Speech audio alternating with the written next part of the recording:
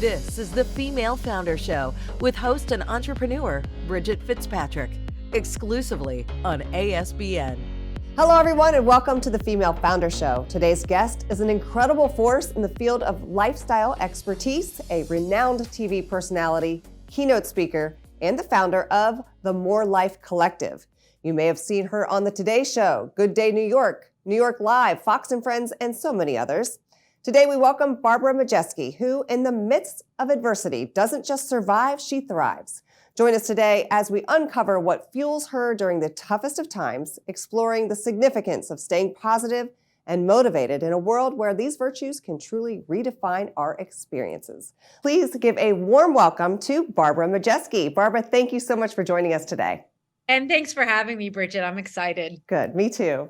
Now, you've gone through some experiences, some tough ones, that would have caused many to give up. Not only did you not give up with going through those challenges, they really shaped your approach to success and resilience. Can you talk to us about that time and how you had the courage to turn things around? Absolutely. Because, and thank you again for having me on the show. And when we go through anything, so for anybody that doesn't know, I was diagnosed with a late stage cancer in 2015, did my treatments in 2016, and simultaneously, right before my diagnosis, my marriage crumbled in a dumpster fire blaze of glory. So as I was, battling for my life, I'm also kind of reconciling, what is going to be my new normal if I survive. If I survive, what is my life going to look like? And you get to these inflection points, as we all do. Like, there's nothing really truly unique about that. If you look at it from like a global scale, we all go through adversity. It's whether we decide to grow bitter or we decide to grow better. That's within our jurisdiction. Like, I didn't have any authority over what happened to me, my diagnosis, or really even my husband not wanting to be married anymore. But I could control how I responded to it, how I handled my treatments, and then the next chapters of my life. And I had made a very, very conscious decision in the middle of my treatments that if I got another shot at life, I would no longer be beholden to the weight of other people's opinions, fear, doubt. I just made this very conscientious decision that I would never play small again. And that's really where you're meeting me today. It's just my second act and what it's been like. And it's been, it's been funny at times, but it's been a tremendous rebirth, second act. And that's where I'm at today. I love it. It's so important that you were talking about, not really caring what people think anymore and just kind of doing what you have to do and, really living authentically. And that's so important today, especially when we're talking about branding ourselves and our companies and all that's there's so many different areas to do that with social media and podcasts and things. So good for you. I think that that's a good message there to really come out and be authentic, not care what anybody thinks, because that struggle is real. So that struggle is never ending. And it really is learning how to regulate that in your space. I used to say, Bridget, I'd be like, I don't care what other people think. But the truth is, we all care about what other people think. We care. We want to be accepted and recognized, and we want to feel that we are giving and serving. So we do, but it's learning how to really modulate that need for other people's approval in our journey of living our very best life, right?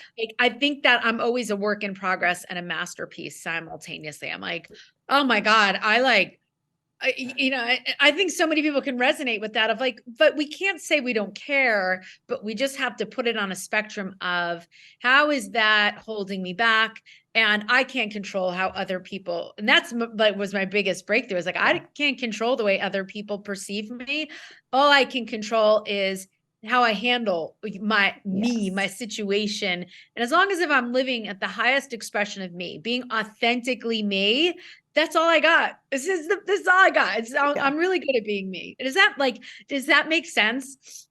It totally makes sense. And we love you for it. So, and that brings me to my next question. You're often referred to as the curator of the good life, Now, what principles or habits do you believe are essential for achieving a balanced, fulfilling life? I think balance is elusive. I think sometimes when we're super hyper focused on our kids as moms, then it comes at a compromise. Like we can't be all things to all things all the time, but we can be, it's like you can't have everything all at once, but you can have everything within its due time, and recognizing that the pendulum is constantly going to swing.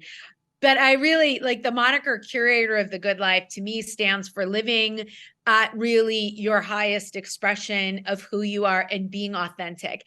And I have had this great experience. I spoke at 10X Ladies maybe 2 years ago, and Gary Brecka spoke just before me.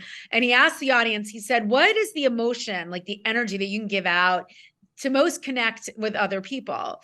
And I was like, love, like you've got to love, like la, la, la.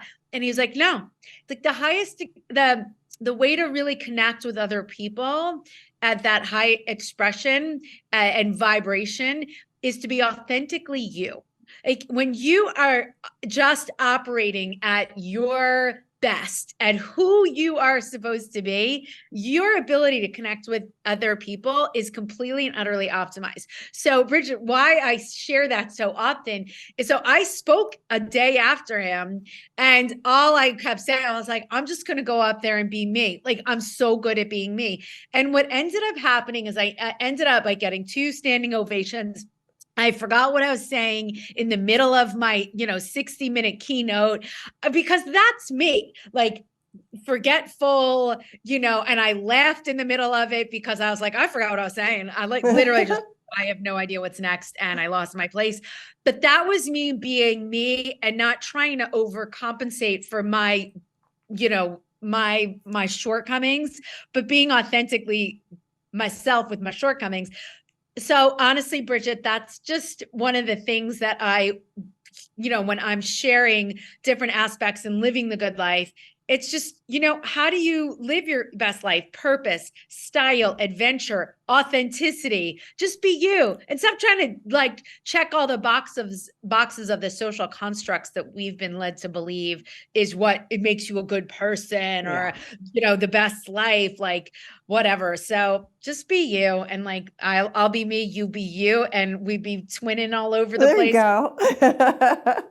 I love it because there's so much pressure, especially on females in business, to be a certain way and fit into a certain box. So I think that we're coming out of that, and with your help and talking to people on stages all the time like you do is huge.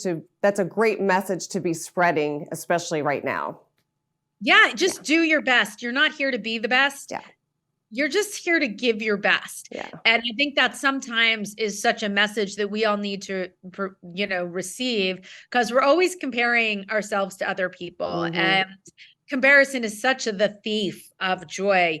And when you can just say, I'm going to give my best. I'm going to give my best. And some days, Bridget, we're going to show up, right? And we're going to give our best. I had this on the Today Show. This was, maybe last spring. I had this really cute episode. Like I curated all these things, and I was like, this is going to be so good. I had the cutest outfit. I checked every box for like, and I memorized, and I just like felt so good about it. I went on there, and I think just Hoda asked me some question that I was like, but I didn't like, it just wasn't my best. And I only share that because although I went in to, it just didn't land, and that's okay. Then I went and just did like one of my favorite segments with like, as a fraction of the preparation, I literally picked my Olivia Newton-John outfit out like the night before, and it was one of my best episodes. Oh, I love it. So, just keep showing up and giving your best, and some days you're going to win and some days you're going to learn. Exactly. Great advice there. Now, your experience in media and TV has been extensive. Do you have any advice for those watching on what they can do to effectively leverage media exposure to help elevate their brand? to get more media exposure and to leverage, I think there's like two spaces to really help maybe your audience. So first of all, to get some more media exposure, to maybe get on the Today Show, Inside Edition, Fox and Friends, if you want to be like in news and politics, you've got to be persistent. And you have to know what the audience wants. Like, don't be like, if you have a book and you want to get it on TV, you have to reverse engineer why the audience. Stop thinking about how great your book is and how great it would be to get exposure and to get on TV. And I'd love that experience. Stop making it about you and start making about the audience. So when you can pitch a producer and put the idea out, it's like, this is so perfect. The timing of this for your audience, pitch it so it meets the producer's needs. So that's number one. And be persistent, because producers get pitched left, right, and center. And if you just are persistent, I'm telling you, it's like double dutch. You ever play that game with the jump rope? And you're like, I don't know. And sometimes you're just going to jump in and the rope's going to hit you in the face. Eventually you'll time it where that producer is like, I got nothing that day. And this person just you're a friend of mine. It's like, you're a friend of mine. Yeah. Then you take that piece of media and then you push it out on all sorts of social media platforms over and over again, meeting the needs again of that audience, not so much what your needs are, where I looked really cute in this frame because I can do that, where I'm like, oh, I love that angle. I look so cute in that angle. Nobody cares. Like, they only care about like, I'm only following you for give me the tips and tricks for my holiday decor. And stop worrying about, well, I like that angle where I'm saying absolutely nothing. So you got to always think about what your audience needs, leverage that by pushing out on social media. The cool thing about television, reason why I would definitely try to push to get on there, is you have to be invited on TV. Like, all of us can be on all these platforms. Anybody can open a social media account, but you have to be invited on TV. And that cachet is worth it, I think, for every brand that is out there, is to try to get on television. But the last thing I'll say, because I'm saying a lot, the third thing is you got to get media trained before you get on TV. Good point. Yeah, we have a lot of people that pitch us, and what you were talking about persistence, and that's paid off here. So it's firsthand truth. Yeah. Yeah, and find out what who's the audience, what do they want, and meet their needs. So I think it's really important. Now, you're constantly giving people great advice. Looking back on your journey, what advice or insight do you wish you would have received when you were starting out? Well, two things. Number one, to my 20-year-old self, I would have been more appreciative of what I had, because what you appreciate appreciates. And I think that in my 20s, I was so focused on what I didn't have that I don't think energetically I was attracting abundance into my life. So that's the advice I would give to like my 20-year-old self, is to focus on what I do have and gratitude, because that just is a higher energy. And it is, you vibrate at a higher level when you're like, God, I have so many gifts in my life. I'm so gifted. I'm so lucky. I mean, things just come to me. I would give that advice to anybody who's in their 20s, just getting out there. Don't focus on what you don't have. You will have it if you appreciate what you have. And the other piece of advice I got from Oprah that I'm going to pass on.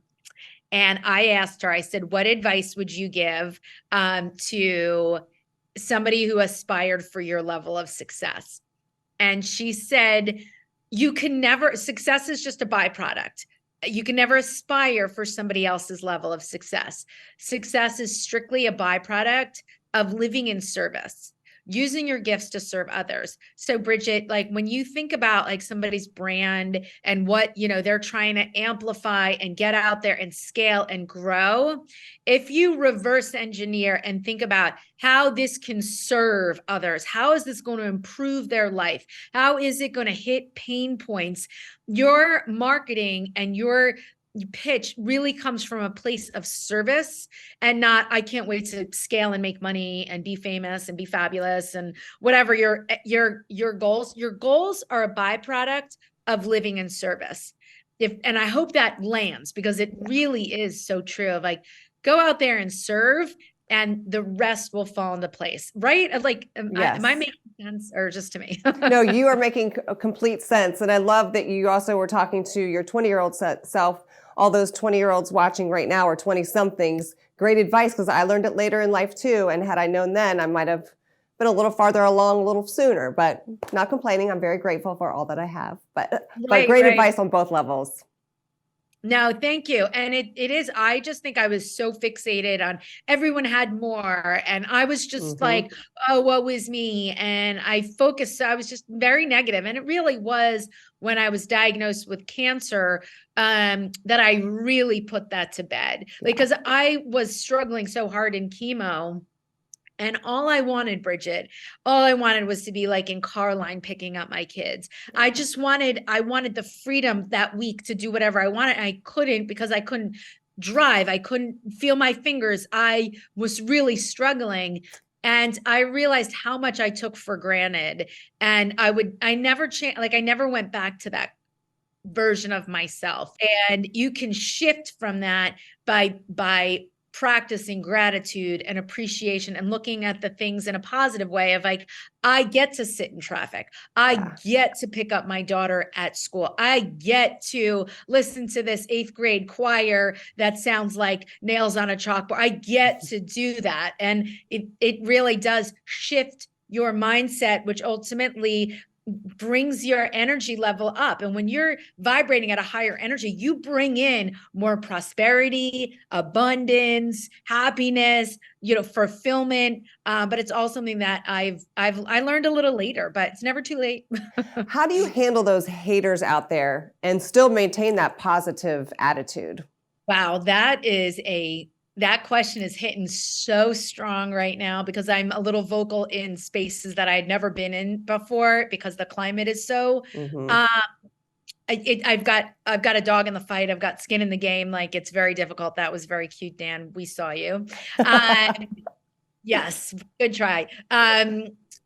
So, and I talk about this all the time of how hard it is to not be liked and to not be everybody's cup of tea. And there's a great quote by Mae West, and she says, you can be the juiciest peach out there and not everybody's going to like peaches. I have to always remind myself of that, because we do have a need for acceptance, and we do like to be validated. We can't dismiss that that's not part of our human experience. But where I go to is, am I in alignment with what I value, with it? What am I in alignment with my highest core values? Am I advocating for those who can't speak for themselves? Am I using my gifts in service? What am I, as long as what I am doing is answering to my higher self, I can deal with adversity and negatives. The best thing about dealing with adversity is the only way you're going to be able to deal with adversity is to deal with adversity. Yeah, what I mean by that is, you're not going to build up calluses on your hands to be a bodybuilder or weightlifter unless you actually lift the weights. You can't watch somebody get strong and expect you to get the same calluses on your hands or build the same muscles. You have to build muscle by breaking it down and building those calluses. And that is really one of, something that you have to experience in order to move forward. So I realized with every person that has challenged me and maybe hit below the belt and hurt my feelings and made me feel bad, what they were actually doing wasn't breaking me as much as they were building me to have the fortitude I need to stay true to my highest calling, to my highest level of service. I have to be formidable. I have to be unbreakable. I have to be able to stand tall in the pocket through adversity. And I didn't realize it until now. I'm in one of the biggest fights of my life, not physically, but more spiritually. And I'm talking about the conflict in the Middle East. I got skin in that game, and it's tough.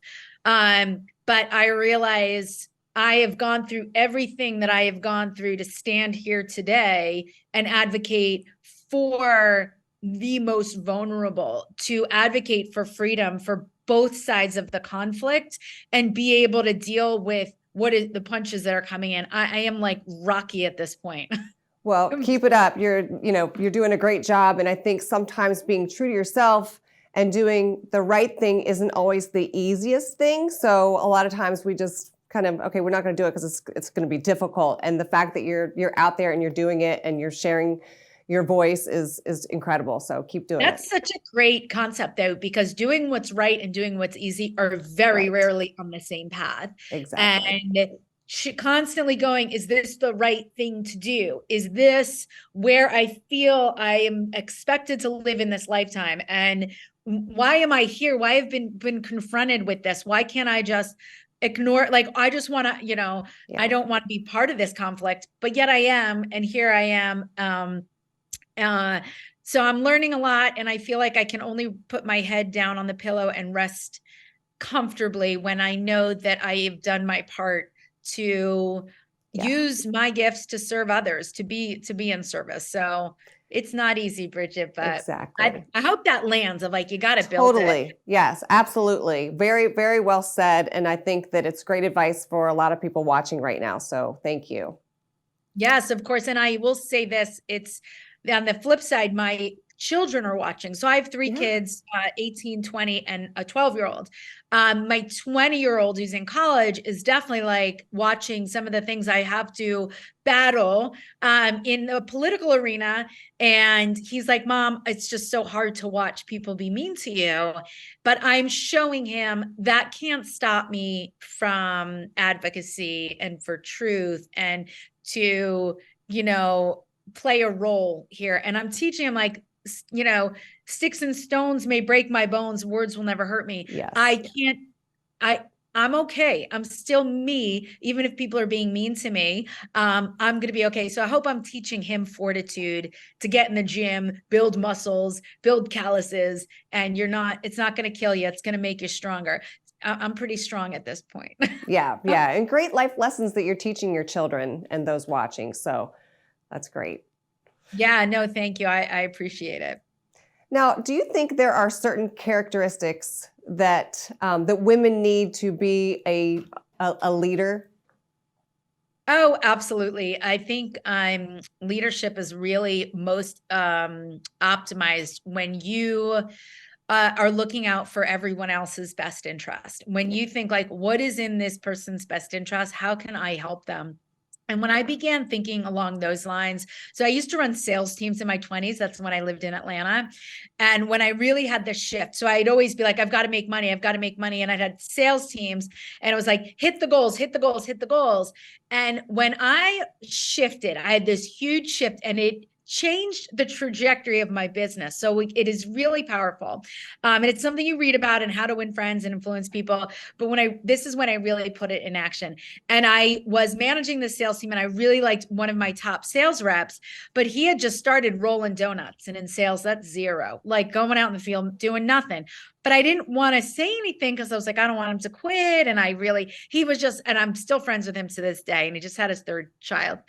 I didn't want him to quit. I liked his energy in the office. So I was like, oh, no, I'll just let him get away with it. And I had this day of reckoning where I was like, oh my God, now everybody else thinks that they can go out and like, I don't know, sleep in their car. And instead of thinking like, wow, now everybody's doing zeros and now this just office is going to pot and now I'm making no money. And I took it in a different direction because I didn't want to lose him, but I cared so much about him that I said to myself, what's in George's best interest? And I brought him into the office. I sat him down and I was like, I don't think this is for you. So instead of like it being about me, I really thought about it. I was like, I don't think this business is in your best interest. And I don't think because you're not performing and you're not going to be able to pay your rent at the end of the month. And I had this really deep conversation with him of like, maybe you need to pursue other endeavors. So instead of being about me and my sales office, it became about him and what was in his best interest. The conversation ended up flipping and he was like, oh my God, I don't want to lose my job. And I love, But when I learned in that moment was when I cared more about them than I cared about myself, all of a sudden production went up throughout the entire, I started looking at like, how can I help them do better in the fields? How can I help their career advance? How can I use my experience to help them overcome adversity? I started to flip and all of a sudden, Bridget, I started making more money. My team started scaling. I ended up taking on more clients. The place became bonkers.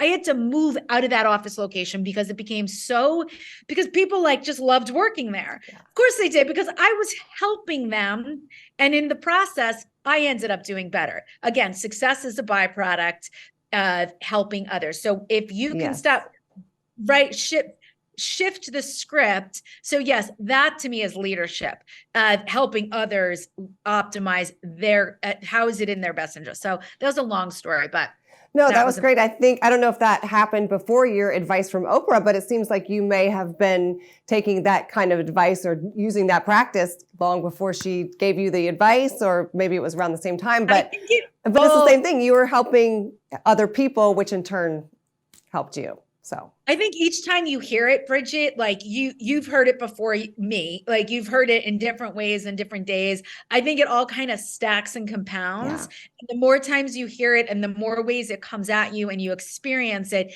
it's this validation of, okay, let me give and I will get. Let me give more. Like the Go Giver book, got to read that one. It's so true. So yeah, it's this validation of like, I know this to be true, but sometimes in real life, I need it to be affirmed. Love it. Love it. Now you have accomplished so much already, but what's next? Where do you see yourself in the next 5 to 10 years? Oh my God, I don't know. So I'm writing a loaded question. It's such a, I'm like, I could be anywhere. I could be like running for president at this point because the country needs me. But I will never do that. I think over the next 5 years, I'm releasing a book. I was thinking about writing another book. Right after that, Growing Up Schwartz, which is this compilation of like the things I learned through adversity and building resilience.